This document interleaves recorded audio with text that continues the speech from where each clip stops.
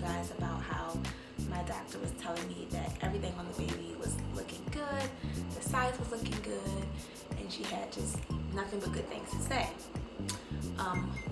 One day before that appointment that she was telling me all this stuff, I had done another sonogram, but she hadn't had those results yet. So everything that she was telling me was based off of a sonogram I had done at 28 weeks. So 2 days after I made that actual video, the last video, I get a phone call from my doctor, and she said, we got the results from the last sonogram, which was the one I had done at 33 weeks. And she said, now the baby is actually measuring small. So she says that the baby's stomach is measuring small, and because of that, they want to put me on bed rest. I'm like, what? How did all of that just change so drastically? And I'm like freaking out. I'm like, bed rest? So her theory is there is not enough blood flow getting to the baby in order for the baby to gain weight like she needs to in her belly. So I'm like, well, are her organs not developing properly? And she's like, no, it's just mainly there's not enough belly fat around the belly. So I'm like, okay. So I kind of feel like she's being extra precautious because of the sickle cell. And she said, well, you are prone to have a smaller baby because of the sickle cell. Because I'm like fighting with her. I'm like, are you like, do I really need to go on bed rest?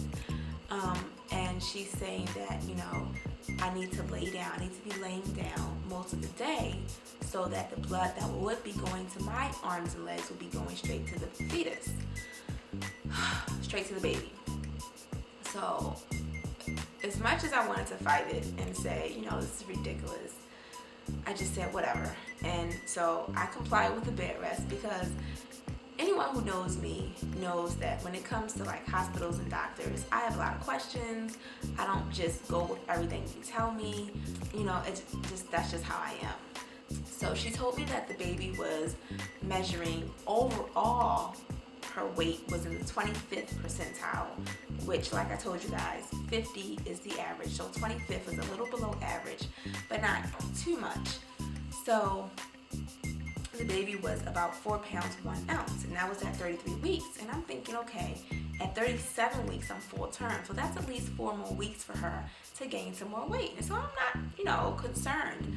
But I go ahead and do the bed rest.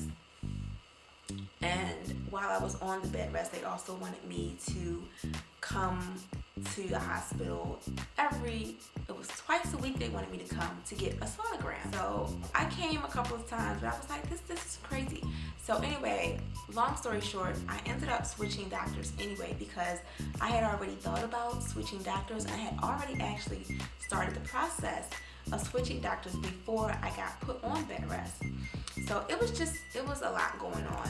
But this other doctor that I saw, which is the hospital that specializes in sickle cell, told me that given the same information about the baby and the weight, that they would not necessarily advise bed rest. They would monitor it closely.